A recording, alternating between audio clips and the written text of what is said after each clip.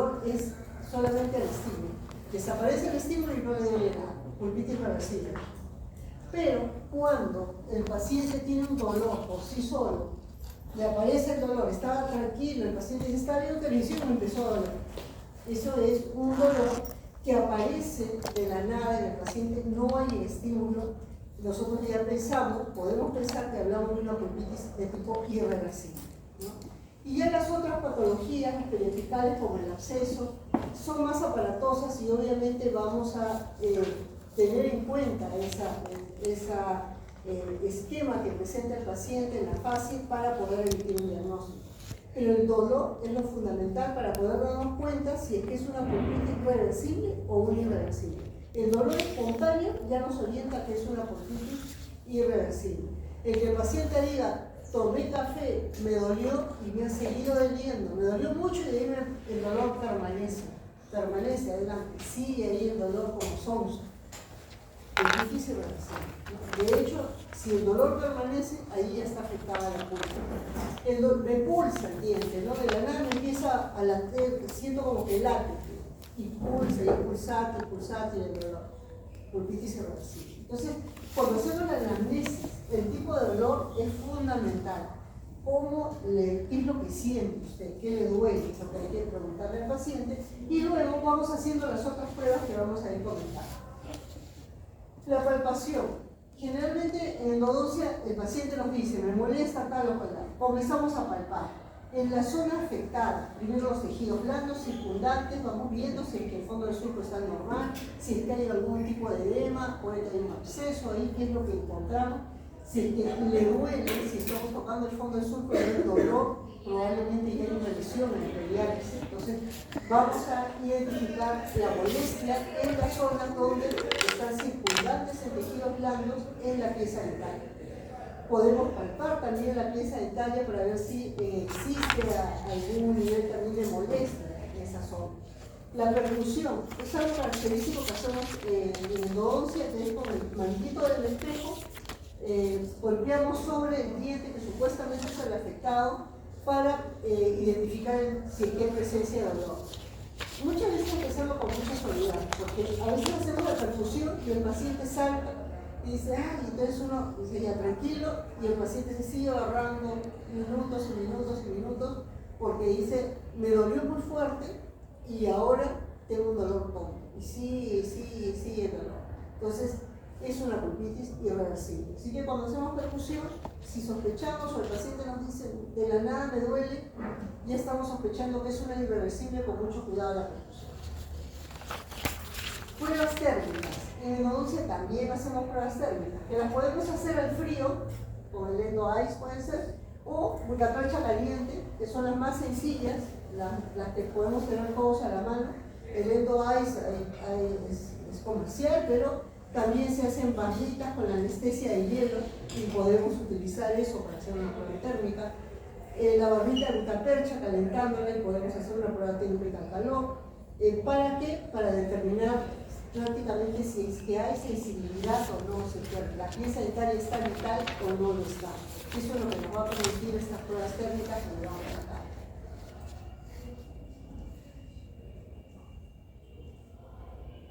Pruebas eléctricas. Así como tenemos las térmicas, también hay pruebas eléctricas. Hay el pulse tester, que a través de justamente de electricidad nosotros podemos colocar sobre la superficie de la pieza dentaria y también vamos a identificar la reacción del paciente.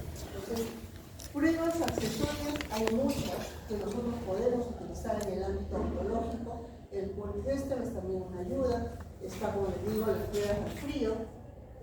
No es necesario que apliquemos todas, podemos aplicar solo la prueba al frío, podemos aplicar solo la prueba al calor, podemos aplicar solo la prueba eléctrica, seleccionar entre algunas de ellas. Lo que sí es fundamental en todo examen, en todo tipo, dijimos, palpación, percusión, inspección y pruebas radiográficas. Y una de las pruebas térmicas. Prueba radiográfica fundamental, porque la radiografía nos va a permitir ver las características de la pieza dentaria. ¿Verdad? Las características de la pieza dentaria y toda su extensión, la forma de las raíces, la forma de la corona, la forma de las raíces, la forma de la corona, la amplitud de la cámara, la amplitud de los conductos, la zona circundante a las raíces para ver si hay una lesión en el periápice. Realmente la radiografía, como ustedes ya lo han visto en la radiografía, es una ayuda auxiliar fundamental. Nosotros acá podríamos ver si hay reabsorciones radiculares. La semana pasada hemos hablado de lesiones pulpares y periapicales y hemos hablado de reabsorciones radiculares. Puede presentarse una reabsorción radicular interna, externa, que amerita un tratamiento endodóntico. Entonces, esto a veces es silencioso, a veces no. Obviamente la reabsorción radicular interna, recuerden que se va perdiendo tejido a nivel interno del conducto radicular, no es sintomática, pero requiere un tratamiento inmediato porque de lo contrario hasta se puede perder la pieza dental. El sondaje periodontal también es un punto que hay que considerar, porque a veces puede haber una movilidad grande en la pieza dental. Entonces, el sondaje, ustedes ya lo manejan, seguramente en feria lo han estado viendo, con sus ondas, verificar la profundidad de la bolsa, si tuviera bolsa, ¿no? El nivel de movilidad que tiene la pieza dentaria, porque si no hay soporte óseo, el pronóstico de la recuperación de la pieza dentaria también va a ser muy breve, muy bajo.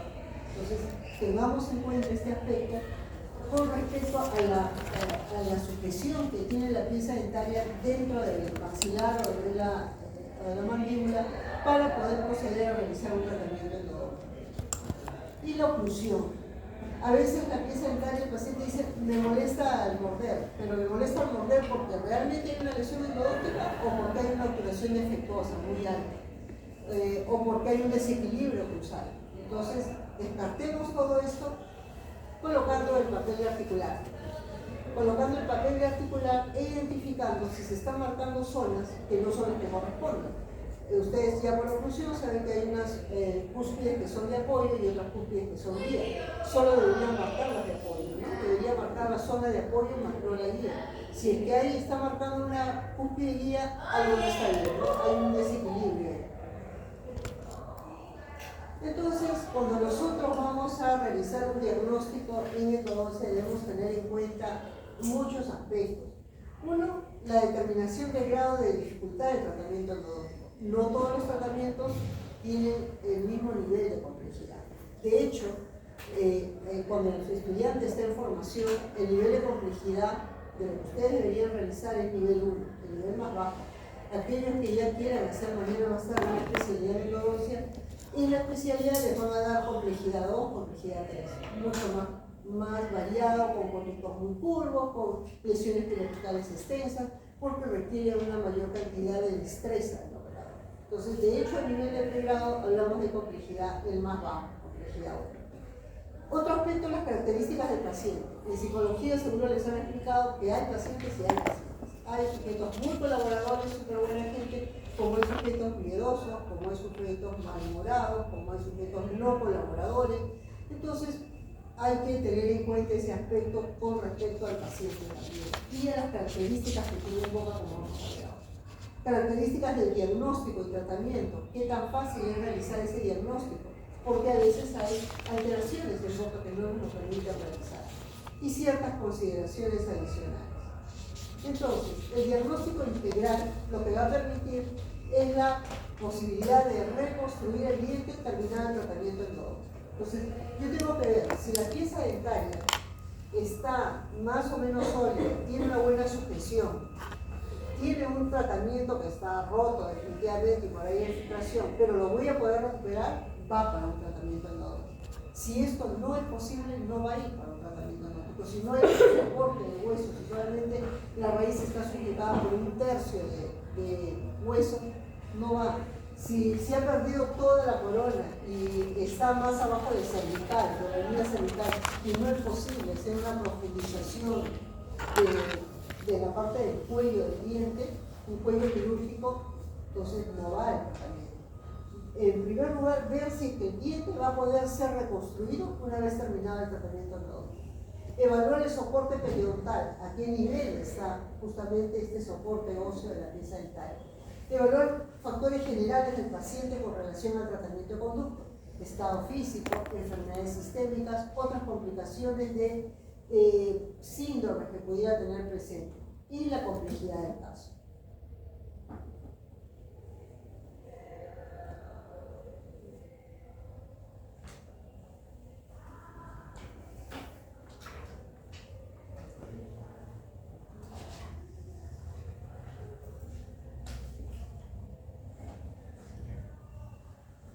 Entonces, la determinación del grado de dificultad del tratamiento endodóntico, la Asociación Americana de Endodoncia establece 3 niveles de dificultad: dificultad baja, media y alta. Y cada uno de estos niveles requiere de una determinada calificación por parte de nosotros los profesionales. Por eso que les decía que cuando nosotros en el curso trabajábamos con pacientes, el nivel de complejidad era el más bajo.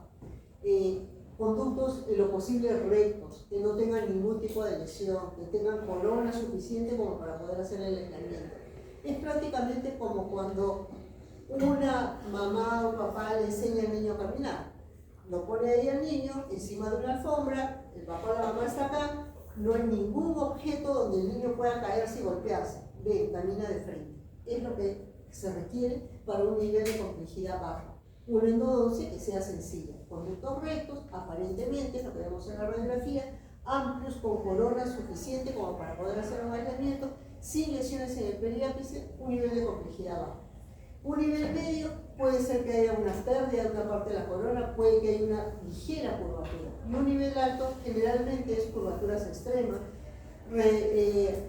digamos un retratamiento porque hubo una falsa vía, porque hay una lesión periapical extensa. Entonces, los niveles de complejidad van a variar según cómo se está presentando el caso. En cuanto a las características del paciente, un paciente con problemas nerviosos, dificultades para ser anestesiado, muy propenso a náuseas o con muy limitada apertura de la boca, es complicado de tratar, definitivamente, ¿no?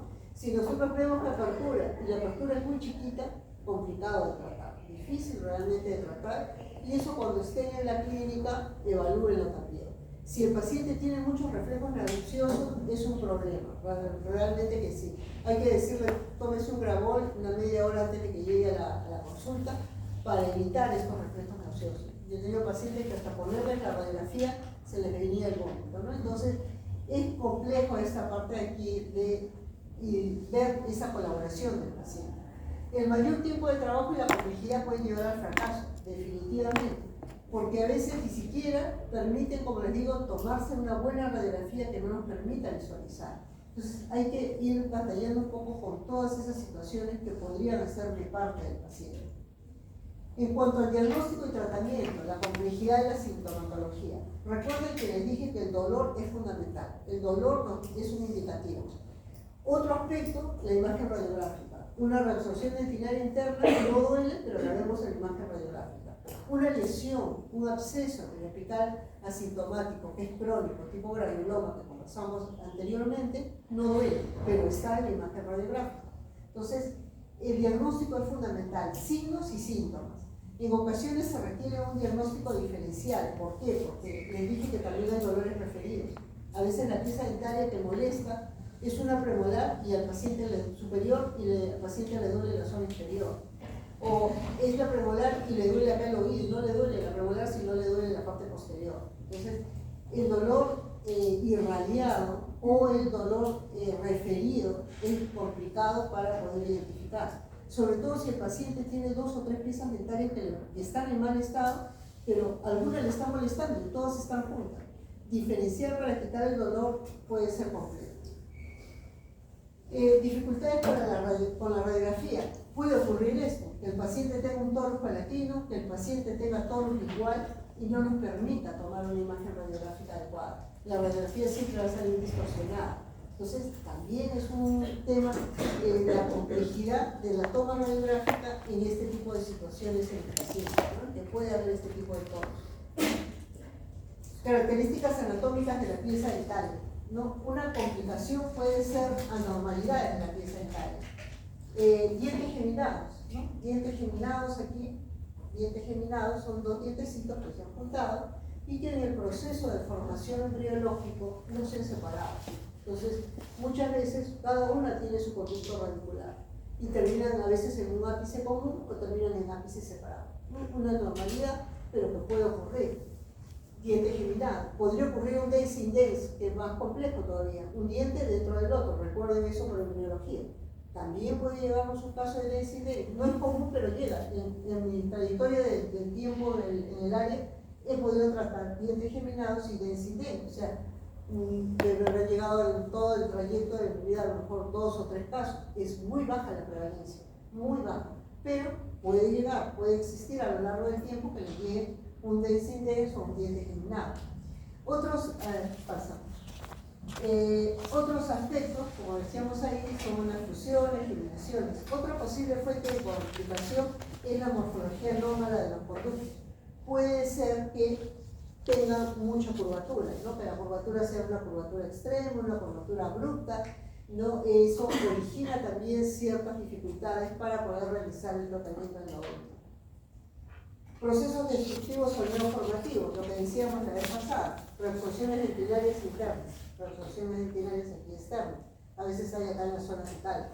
Esta de acá puede ocurrir y ahí el paciente viene y no le duele nada, pero es un hallazgo radiográfico. Puede llegar el paciente así, el paciente dice no me duele nada, pero eso requiere un tratamiento de conducto sí o sí, porque dijimos que el proceso de reabsorción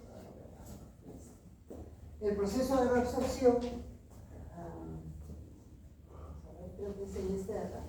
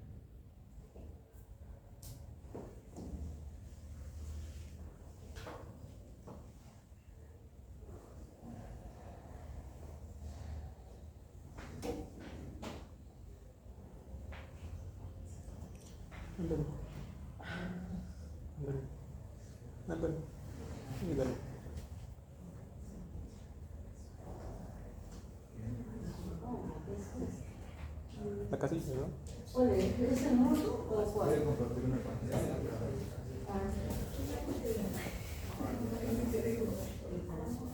Acá está la presentación.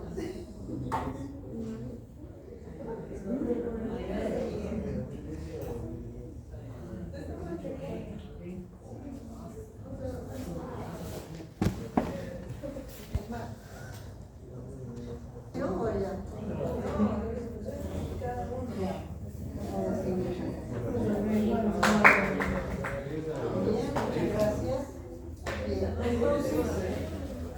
Habíamos comentado ya estas situaciones que pueden ocurrir con respecto a las reabsorciones dentarias internas. Y otro aspecto importante es los antecedentes de traumatismo, ¿no? El paciente ha tenido un choque, un golpe, la pieza dentaria llega así, obviamente ya no podemos hacer ahí endodoncia. Si el paciente llega ahí con una línea de fractura, si hay una fractura vertical, tampoco va a poderse hacer la endodoncia. Y eso hay que analizarlo, verlo claramente en el momento en que llega a la consulta. Abulsiones, intrusiones por un golpe, por una caída, tenemos que tomar con pinzas ese tipo de casos porque realmente el pronóstico no es bueno cuando el paciente ha venido pues con este tipo de fractura, ¿no? Y a veces es una zona anterior, el paciente no lo quiere perder porque de ahí solo queda un implante. Entonces, si el implante le va a salir más costoso, entonces prefiere que lo trate, pero hay que analizar bien, verificar qué tipo de fractura tiene y explicarle al paciente, ¿no? Cuál es el pronóstico, que el pronóstico es reservado, que no es probable que esto quede bien y al final tendría que optar tal vez por un implante, ¿no? Porque tendría que perder la pieza dental. Intentos de tratamientos anteriores. A veces el paciente llega con un tratamiento de conducto corto y tiene una lesión en periarquis. Tiene acá una curvatura, no ha sido bien condensado esto y tiene una lesión en periarquis, ¿no? Igual acá un tratamiento corto. Entonces, también el paciente puede llegar con tratamientos que no han sido bien llevados a cabo.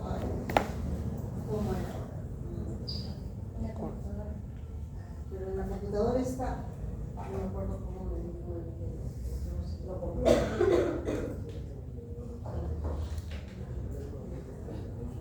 Anteriores, cuando el tratamiento de conducto no quedó bien, también es un tema que nosotros podemos realizar y obviamente vemos y va a requerir un tratamiento de conducto. Procesos endoperiodontal, es una pérdida tan grande de hueso, de ligamento, realmente esto va ya para afuera, pérdida de tejido. Estos procesos endoperiodontal requieren una interconsulta con el periodoncista y ver la posibilidad de hacer un tratamiento o de tratar la pieza dental. Entonces, cuando nosotros vamos a realizar un diagnóstico, importante tener en cuenta todos estos aspectos para poder decidir qué tipo de tratamiento vamos a llevar a cabo. Eso es fundamental para tomar una decisión.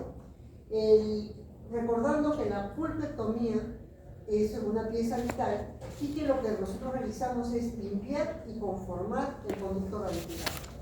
Cuando nosotros realizamos la preparación biomecánica de piezas dentarias vitales, lo que queremos es combatir una posible infección que puede haber llegado a la parte superficial de la pulpa. Remover la pulpa coronaria y remover la pulpa radicular, que es una pieza vital.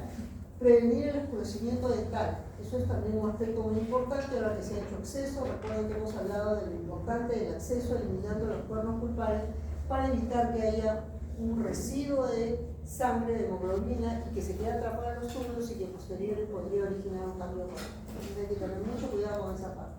Ensanchar y alisar las paredes del conducto, que es lo que estamos haciendo con la instrumentación biomecánica, con la preparación del conducto que ya lo están llevando a cabo en la práctica. Remover las pilotas de dentina originales durante el limado y preservar la vitalidad de la unión pulpar, que es lo que queda en la parte apical de la pieza dental. Entonces, esto nos compete realizar cuando estamos llevando a cabo un tratamiento de piezas vitales. Cuando estamos trabajando una necropulpectomía o una pulpa ya mortificada, en esos casos limpiamos, conformamos y desinfectamos, porque hubo ingreso de bacterias a través del proceso carioso, dijimos ya semanas pasadas, ingresa la cavidad pulpar, inclusive esto no es atendido y sí se produce la lesión en el periapis y origina una necrosis, origina algún tipo de lesión que se debe trabajar para eliminar cualquier molestia en el caso del paciente.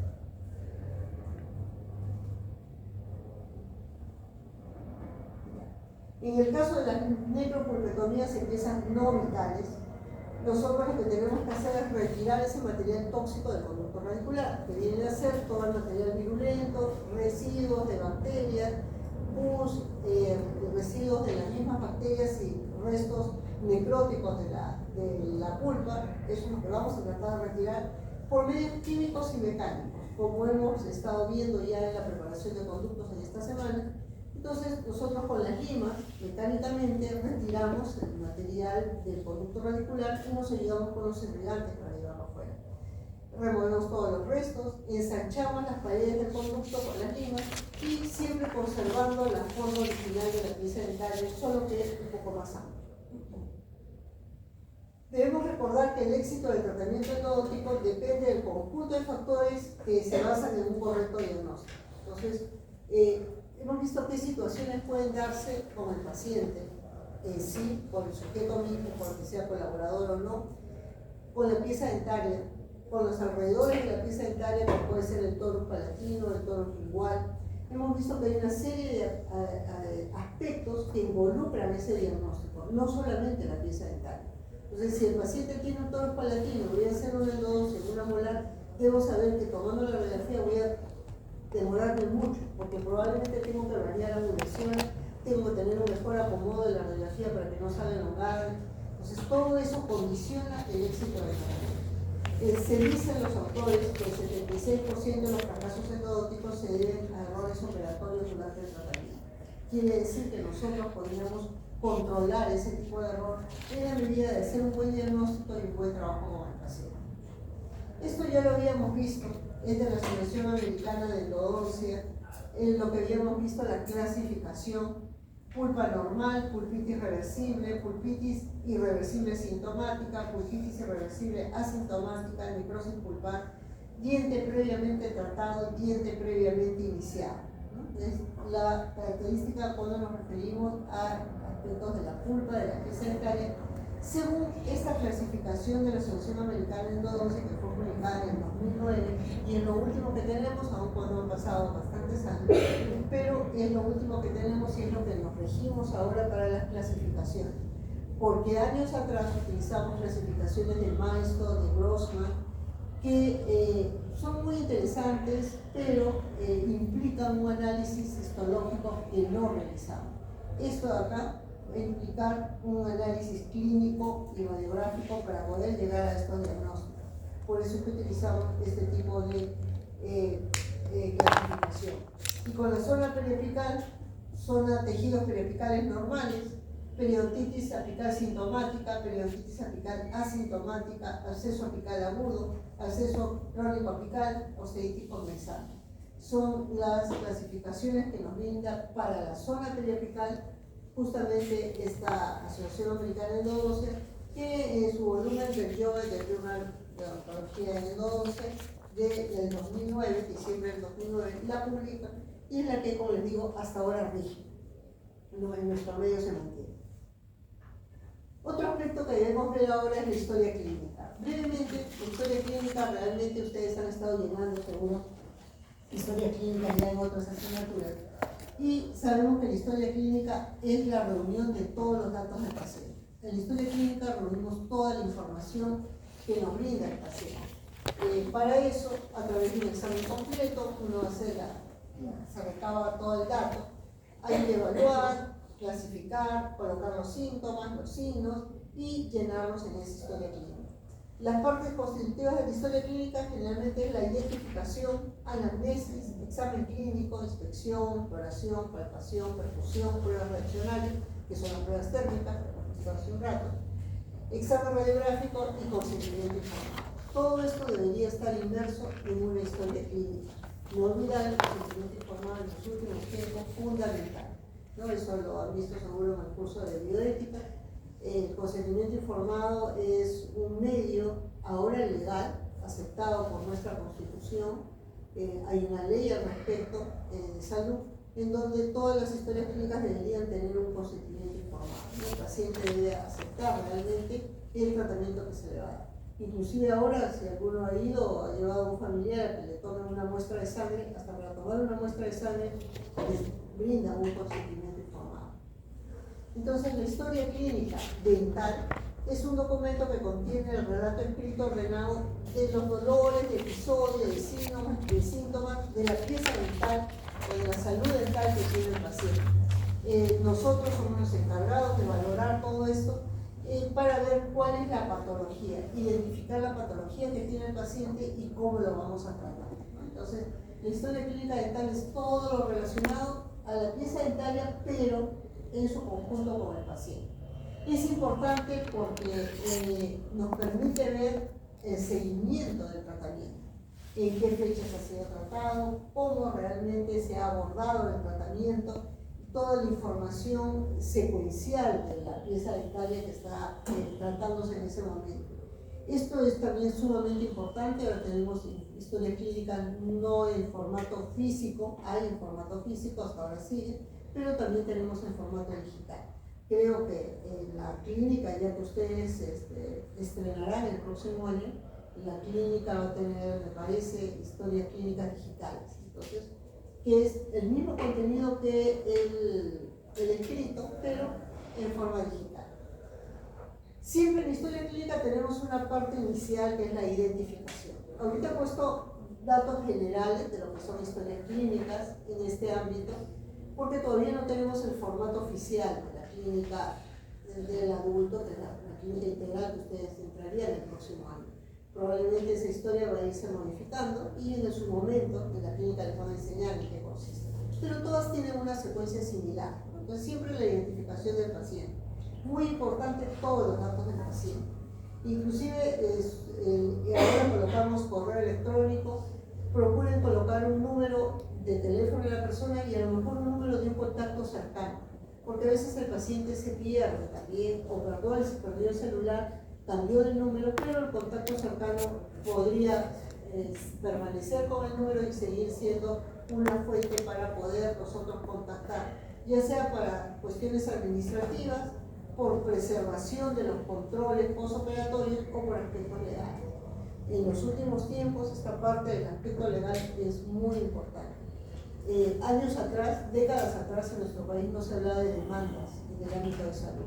Ahora se han dado cuenta de la cantidad de demandas que hay en el ámbito de salud. En el ámbito médico muchísimo más, ¿no? En esa parte estética se está dando mucho, pero en odontología también se está dando. También en el área estética con mayor predominancia, pero también en otras áreas de la odontología. Entonces, la historia clínica es un documento legal en el cual nosotros debemos colocar toda la data del paciente, explicarle con veracidad cuál es el pronóstico de la pieza dental. Que el paciente no vaya a pensar que si viene con un diente muy fracturado, con mucha sintomatología, vamos a hacer un milagro. O sea, tampoco no es así, ¿no? El paciente se le debe explicar los riesgos que tiene en el tratamiento y el pronóstico, que puede ser un pronóstico reservado por todas las condiciones que tiene. La veracidad es fundamental para evitar falsas expectativas y que originen luego algún tipo de situación conflictiva legal. Otro aspecto es la anamnesis. Importante la anamnesis para poder detallarnos en forma general qué es lo que le acontece al paciente. Puede que el paciente tenga alguna enfermedad sistémica, puede que el paciente esté en tratamiento de algo, puede ser que esté tomando algún tipo de fármaco. Todo eso debe estar consignado acá en la historia clínica, todo. ¿Por qué? Porque si el paciente tiene algún tipo de lesión o enfermedad sistémica, nuestro tratamiento también debe variar. Si el paciente tiene alguna dolencia en el corazón, debería haber una interconsulta previa porque nosotros vamos a colocar anestesia, nosotros vamos a dar medicación probablemente y debemos ver que no hay interferencia con la medicación que toma el sujeto. Entonces la anamnesis para saber qué tipo de paciente es fundamental y ahí va toda la data referente a su valoración sistémica. Dentro de ello vamos a preguntar si tiene alergias, si tiene diabetes, si es hipertenso, hipotenso, si hay hipertiroidismo, displasias sanguíneas, hepatitis, HIV, SIDA, enfermedades cardíacas, alteraciones mentales inclusive, ¿no? Todo eso es conveniente solicitarle al paciente, o inclusive en los últimos tiempos se habla mucho de referencias, ¿no? A mí me refieren a veces pacientes y siempre le digo al colega que me informe, ¿no? Recuerdo hace algunos años atrás una colega me refiere y el paciente tenía alteraciones mentales, no me lo dijo ella, cuando yo hice la historia, para mí, recién ahí el paciente me lo comentó y obviamente había que tener mayor cuidado porque tomaba una serie de fármacos, ¿no? Entonces, esas situaciones hay que tenerlas claras, ¿no? A veces en la revisión, cuando otro odontólogo remite el tratamiento, a veces no nos da toda la información completa, eso hay que tener cuidado. Uno mismo tiene que hacer su propia historia y tiene que tomar toda la data, porque de lo contrario puede haber dificultades. Si el paciente es diabético, si es hipertenso, ¿no? Si es hipertenso, qué medicación está tomando, si está controlado, si es diabético, está controlado, cómo va con la glucosa en sangre. Todos esos aspectos hay que evaluarlos, preguntarle al paciente y inclusive a veces interconsulta con el médico tratante. Las historias clínicas, tomé una de ejemplo, esta es de la Universidad Nacional de Cuyo en Argentina, una de ejemplo, en el ámbito endodóntico, porque estudiaba más al ámbito endodóntico, es una historia de odontología, pero básicamente en endodoncia, se orienta, después que hemos hecho la primera parte, en donde hemos puesto datos generales, donde hemos hecho la anamnesis, con toda la data general del sujeto, la parte odontológica va a ir referido a la pieza dental. Si es que hay un dolor, qué pieza dental es la por la que viene, la molestia, qué tipo de dolor tiene, frente a qué estímulo, frío, calor, dulce, ácido, al contacto con el antagonista, y en qué momento da el dolor, qué tipo de dolor es localizado, diurno, nocturno. La duración es de momentáneo, es persistente, la intensidad. Le ponen agudo, sordo, pulsante, qué tipo de molestia tiene. Como les digo, en endodoncia el tipo de dolor es característico, es fundamental para que nosotros podamos tomar una decisión. En el examen clínico, ¿qué es lo que encontramos en la palpación, en la percusión, en la inspección, a la exploración, la respuesta al dolor frente a los estímulos, si estamos haciendo las pruebas térmicas, al examen radiográfico, cómo se encuentra ese conducto, si es amplio, si es recto, si es curvo, pues en qué condiciones está el periodonto, si hay un tipo de lesión. En la parte endodóntica ya toda la información es la pieza dentaria que nosotros queremos tratar. Entonces, la historia clínica en odontología, en endodoncia, tiene dos grandes partes. La primera, la identificación del sujeto, todos los datos que lo identifican. La segunda, la anamnesis, fundamental para poder nosotros tener una idea global del paciente y cómo está llegando para hacerse el tratamiento endodóntico. Y luego entramos de lleno a lo que es la pieza dentaria a tratar. La pieza dentaria a tratar con todas sus características y todo el seguimiento. Mínimo, nosotros en una endodoncia vamos a tomar 4 radiografías: la de diagnóstico, la de conductometría, cronometría y obturación. Esas 4 radiografías deben estar dentro del estudio clínico. Ahí las vamos a consolidar y nos va a permitir ver el seguimiento de la pieza dentaria, que es sumamente importante. Entonces, todo esto corresponde a lo que es la parte de la historia clínica en endodoncia, que es fundamental, centrada en la parte de la pieza dental. Creo que esta es la última. No sé si hubiera alguna pregunta, alguna duda. Doctora, con